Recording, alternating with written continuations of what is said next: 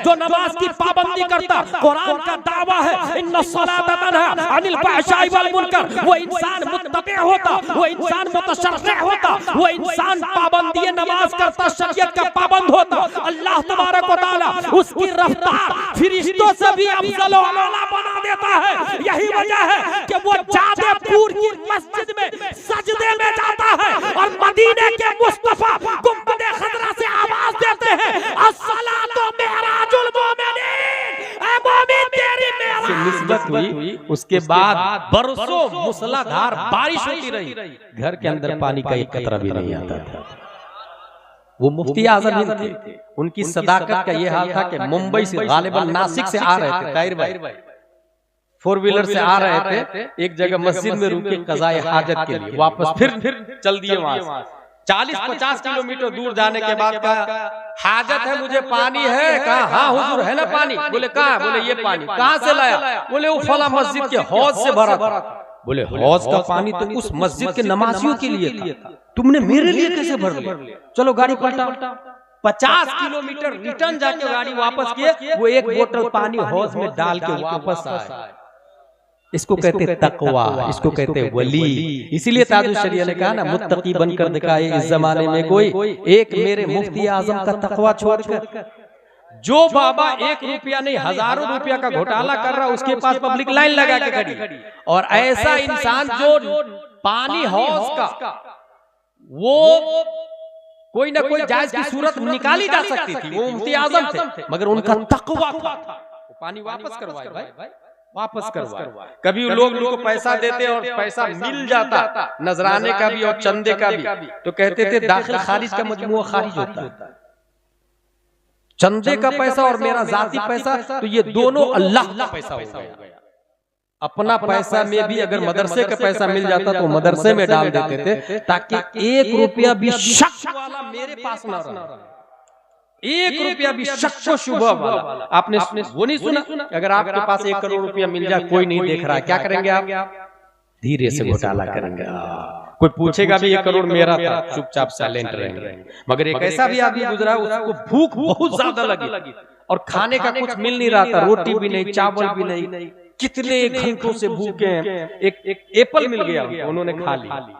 खाने के बाद ख्याल आया कि यार ये तो हराम हो गया, चलो ये एप्पल वाले को ढूंढता हूँ। एप्पल वाले को ढूंढते ढूंढते ढूंढते मिल गया, भाई मैंने आपका एप्पल खा लिया, मुझे माफ कर दीजिए। कहा ना मेरी बेटी है अंधी लंगड़ी लूली, उसे कबूल कर तब माफ करूंगा। ये वाकई सुना होगा आपका। उसने ये सोचा आई हैव 2 ऑप्शन, अगर अंधी लंगड़ी लूली को लेता हूं तो जन्नत में जाऊंगा, एप्पल की माफी मिल जाएगी, और अगर नहीं लेता हूं तो दोज़ख में जाऊंगा। और ये जो दुनिया 60-70 साल की, ये टेम्परेरी है, तो इस दुनिया की खातिर मैं जहन्नम को क्यों लूं? लाओ मैं इसकी अंधी बेटी को कबूल कर लेता हूं। कबूल है, कबूल है, कबूल है, शादी हो गई। अब ये भी सुना होगा आपने अपने इमाम साहब से, वो अंधी इसलिए थी कि कभी गैर महरमी को नहीं देखा, लंगड़ी इसलिए थी कि कभी उसने अपने कदम से गुनाह नहीं किया, वो लूली इसलिए थी कि हाथों से कभी खिलाफे शरअ काम नहीं किया, वो गूंगी इसलिए थी कि कभी किसी को गाली ही नहीं दी। इतनी अच्छी खातून थी, शादी हो गई, अब ना बच्चा पैदा हुआ तब ना उसको गौसे आजम कहा जाता है। इसका मतलब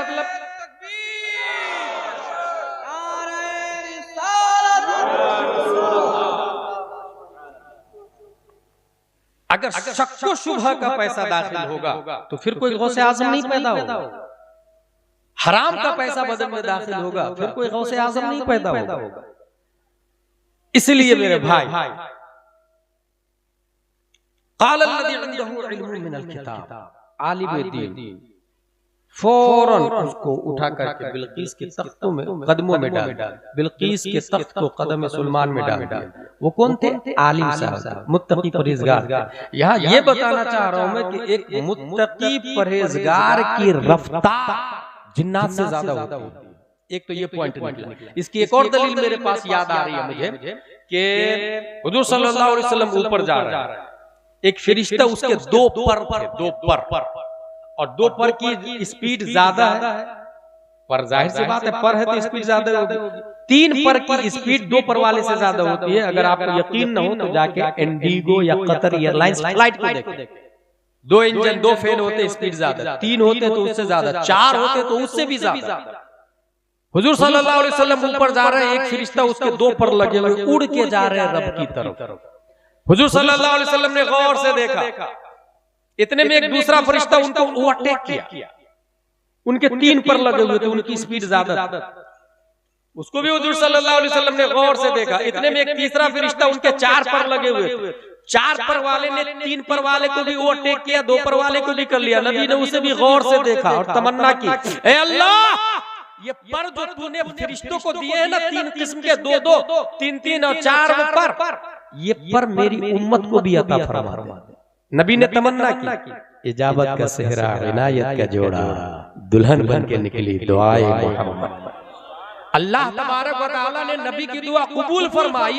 2 रकत नमाज दी 2 पर के मुकाबिल, 3 रकत नमाज दी 3 पर के मुकाबिल, 4 रकत नमाज दी 4 पर के मुकाबिल, 5 रकत कोई नमाज नहीं होती है, 1 रकत कोई नमाज नहीं होती है। नमाज की रकातों का इन्हिसार कुल्ली 3 किस्मों में है, या तो वो 2 रकत वाली नमाज होगी जैसे फज्र की नमाज, या तो 3 रकत वाली नमाज होगी जैसे मगरिब व वित्र की नमाज, या 4 रकत वाली नमाज होगी जैसे ज़ोहर व असर व इशा की नमाज। न 5 रकात कोई नमाज है, न 1 रकात कोई नमाज है। दलील के हवाले से मुहक्किकीन इस पर बहस करते हैं कि आखिर ये 3 ही किस्में इन्हिसार क्यों है, तो ये जवाब लिखा कि फरिश्तों में पर 3 किस्म के लगे हुए थे, इसलिए नबी ने तमन्ना की और वो तीनों किस्म के पर अल्लाह ने नबी की दुआ से नबी की उम्मत को अता फरमा दिया। अब जो इंसान फज्र की नमाज पढ़ता 2 पर आ गए, मगरिब व वित्र की नमाज पढ़ता 3 पर आ गए, ज़ोहर व असर व इशा की नमाज पढ़ता 4 पर आ गए, जो नमाज की पाबंदी करता,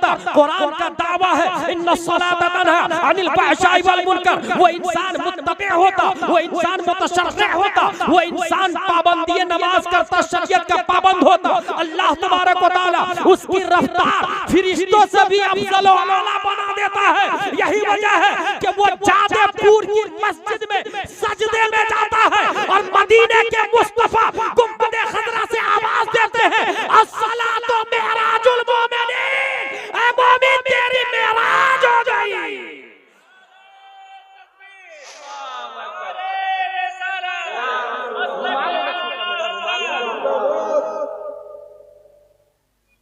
इसका मतलब यह हुआ कि नमाज को हमने इबादत के लिए समझा, टेक्नोलॉजी में लिया ही नहीं उसको, मशीनरी में लिया ही नहीं उसको, दुनिया के एतबार से समझा ही नहीं उसको। मेरे भाई, अगर कोई इंसान नमाजी हो तो ऐसी ही इंसान यहीं से हाथ बढ़ा हासिल। सूरह नमल की ये आयत जो है, कौन सी आयत? क़ाल अल्लज़ी इंदहु इल्मुम मिनल किताब, जो हाथ बढ़ा के हजरत आसिफ बिन बरखिया ने जो लाया था। इस आयत पे गौर किया किसने? अबू रेहान अल बैरूनी ने। गौर करते करते करते करते उन्होंने एक नजरिया दिया। नजरिया क्या दिया? वो सुनो, यहीं से साइंस की बुनियाद पड़ती है, एक नई चीज वजूद में आती है। नजरिया ये दिया, अगर किसी ठोस चीज को रोशनी में तब्दील कर दिया जाए तो पलक झपकने तक एक जगह से दूसरी जगह मुंतकिल किया जा सकता है।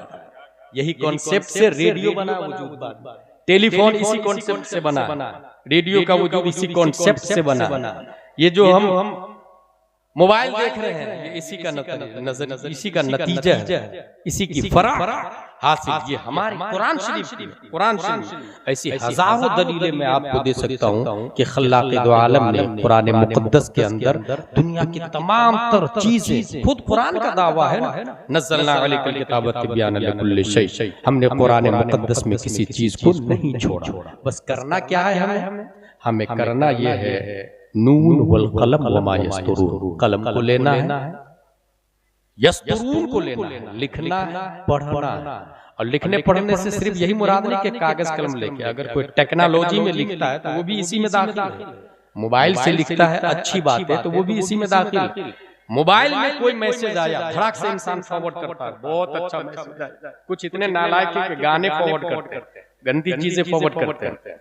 भाई साहब, बगैर तहकीक के अच्छी बात भी फॉरवर्ड करना जायज नहीं, जे जाए कि गलत बात। कुरान शरीफ में आया, इदा जाकुम फासिकुम बिनबइन फतबय्यनु, ऐसा आदमी जो नमाज पढ़ता, रोजा रखता, ज़कात देता, हज करता, बस कभी कभी झूठ बोल देता सरेआम, उसको इस्लाम की नजर में फासिक कहा जाता है। उसकी बात भी बगैर तहकीक के शरीयत में मोतबर नहीं। उसको यूं भी समझे एक इंसान है जो 5 वक्त की नमाज पढ़ता है मगर दाढ़ी नहीं रखता। उसने देखा चांद, जाके काजी को बोलेगा मैंने चांद देखा, उसकी गवाही नहीं मानी जाएगी। रियल में चांद निकला तब भी नहीं मानी जाएगी।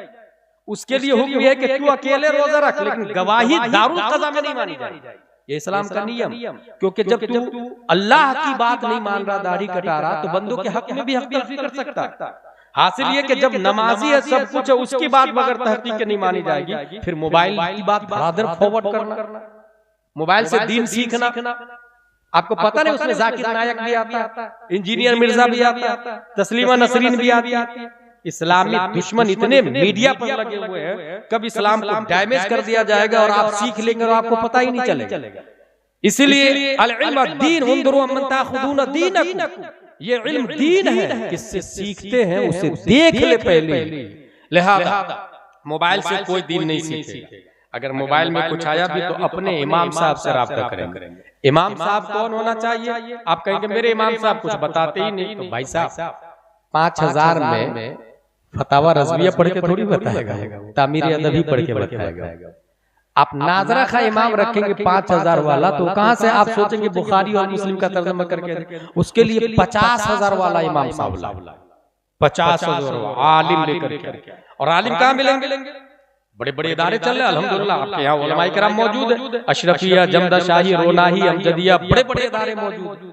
वहां से कंप्लीट आलिम फाजिल, और उनको ऐसे आलिम को लेकर के आए जिनकी बीवी भी आलिम हो।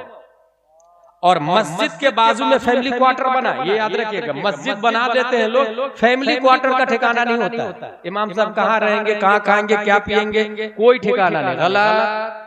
मस्जिद के बाजू में फैमिली क्वार्टर होना चाहिए। इसकी जिंदा दलील मेरे पास है। हुजूर सल्लल्लाहु अलैहि वसल्लम का फैमिली क्वार्टर मस्जिद नबवी के सहन में बना हुआ था। मस्जिद नबवी के सहन में प्यारे मुस्तफा का फैमिली क्वार्टर था। यही तो है, वही मस्जिद है जो नाइबे मस्जिद नबवी हो, और वही इमाम है जो नाइबे मुस्तफा। इसलिए क्या होना चाहिए? फैमिली क्वार्टर, कंप्लीट आलिम। खवातीन को आलिमा पढ़ाएगी बच्चियों को, और बच्चों को आलिम साहब पढ़ाएंगे। स्कूल भी भेजे, साथ में मदरसा भी भेजे, सुबह शाम। और मैं तो कहता हूँ जिसको अल्लाह ने पैसा दिया है वो अपनी स्कूल खोल ले, अपनी स्कूल। क्योंकि स्कूल आपने सुना नहीं मुस्कान का कर्नाटका में क्या हुआ था? नकाब के बगैर कोई नहीं, नकाब पहन के कोई नहीं आएगी। कुछ औरतें इतनी बेहया थी, वो जाती थी नकाब पहन के, गेट पे जाके नकाब उतार के थैली में डालती, फिर अंदर घुसती थी। उसके जिम्मेदार सिर्फ वो नहीं, हम लोग। लालत है उस दौलत पर जो एफडी की शक्ल में है, जो खेत की शक्ल में है। एक मकान हो गया है जरा कलकत्ता में, एक और दिल्ली में बना लूं, एक पोते के लिए बम्बई में भी बना लूं। ला हौला वला कुव्वता इल्ला बिल्लाह। वो पैसे को एक जगह जमा करके स्कूल डाले, उसमें अपना सिलेबस, अपना यूनिफॉर्म, अपना सिस्टम होगा। बायलॉज में ये लिखा होगा कि संडे को छुट्टी नहीं होगी, फ्राइडे को छुट्टी होगी। हमारी स्कूल है, हमारी मर्जी। फ्राइडे को बच्चे आएंगे, और ये फ्राइडे में जुमा में इमाम साहब जो तकरीर करते हैं ना, ये नबी सल्लल्लाहु अलैहि वसल्लम की सुन्नत है। और ये इसकी लॉजिक ये है कि एक हफ्ते में शैतान जो दिल पर जंग लगा दे, इमाम साहब अपनी तकरीर की तासीर से उस जंग को दूर करके दिल का कनेक्शन गुंबद खजरा से जोड़ दे। ये कब होगा? इमाम साहब आलिम होंगे तब। जुमा की छुट्टी होगी, हमारे बच्चे भी जाएंगे, हम भी जाएंगे। यूनिफॉर्म में लड़कों के लिए पैंट शर्ट नहीं रखेंगे, लड़कों के लिए कुर्ता पजामा टोपी यूनिफॉर्म रहेगा, और लड़कियों के लिए स्कर्ट नहीं रहेगा, लड़कियों के लिए नकाबे फातिमातुज़ ज़हरा रहेगा। हमारी स्कूल है ना भाई, हमारी मर्जी, कोई इंटरफेयर नहीं करेगा। मगर समझाए किसको? इतने हरीस और लालची लोग हैं कि अपनी दुनिया ही नहीं खत्म होती, अपना पेट ही नहीं भरता है। अच्छा, इंसान सोचता है ना कि मेरे पास 1 ही करोड़ है, और भी अरबपति है ना, अगर उसको खुद अरबपति उसको भी बना दिया जाए तो भी यही हाल रहेगा, यही बोली रहेगी। क्योंकि मैं जानता हूँ एक ऐसे आदमी को, उसको पूरी दुनिया अल्लाह ने दे दी, तो सोच रहा था आसमान का भी मैं मालिक बन जाता तो मजा आ जाता। उसको फिरौन कहते हैं। तो पेट कभी भरेगा नहीं, इसलिए तू अपनी दुनिया से बेनियाज हो जा, अल्लाह और रसूल की रजा के लिए काम करे, मैदान में उतरे। लड़कों के लिए, लड़कियों के लिए क्या यूनिफॉर्म? नकाब। लड़कों के लिए कुर्ता पजामा टोपी, और प्रेयर में जनगण मन अधिनायक नहीं, मुस्तफा जाने रहमत पे लाखों सलाम चलेगा। अब जो हमारा बच्चा पढ़ेगा वो जाकिर नायक नहीं बनेगा, डॉक्टर अमीन मियां बनेगा। डॉक्टर सज्जाद आलम मिसबाही बनेगा, एक अच्छा आलिम दीन डॉक्टर अशरफ मियां बनेगा। ये क्यों बोल रहा हूं मैं? ये वो तकरीर है जो अमल में ला करके जादेपुर में इनकलाब लाने वाली बात। कल हो के कोई ये नहीं कहेगा बहुत अच्छी तकरीर हुई, क्या बातें बताई, नहीं, अमल करना है, हम सबको अमल करना है। इसी का नाम है जलसा, यही इसी मकसद के लिए जलसा होता है। अल्लाह के दो आलम हम सबको कुरान शरीफ, हदीस शरीफ, फिक्र शरीफ पढ़ने, समझने, अमल करने की तौफीक अता फरमाए। वमा अलैना इल्लल बलाग। अस्सलामु अलैकुम।